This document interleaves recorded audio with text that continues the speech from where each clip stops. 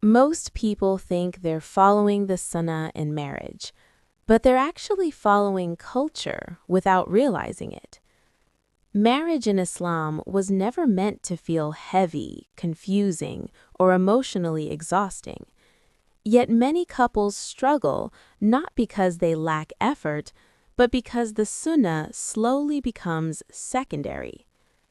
In this video, we'll calmly uncover what the Sunnah way of marriage truly looks like, how culture quietly replaces it, and how returning to the Sunnah restores balance and peace.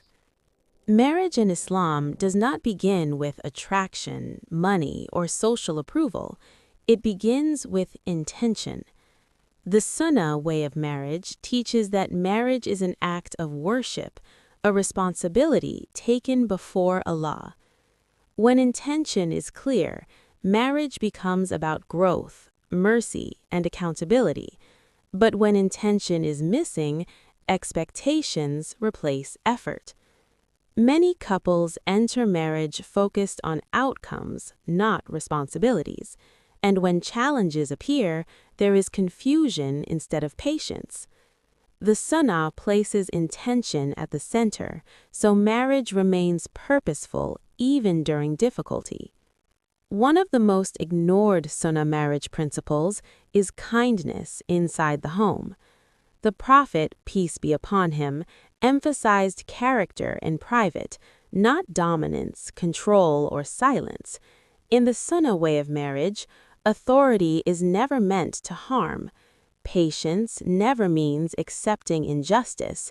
Strength is shown through gentleness. When kindness disappears, marriage becomes emotionally unsafe. Islamic marriage guidance does not support emotional neglect, intimidation, or unfairness. Justice and mercy are not optional. They are core to marriage in Islam. The Sunnah encourages simplicity in expectations, lifestyle, and obligations. Culture often complicates what Islam simplified. Extravagance before marriage creates pressure after marriage. Comparison replaces contentment, and peace becomes harder to maintain. The Sunnah way of marriage prioritizes stability over status, peace over public approval, growth over competition. Simplicity does not mean lack, it means protection. When marriage begins simply, couples grow together instead of struggling to maintain appearances.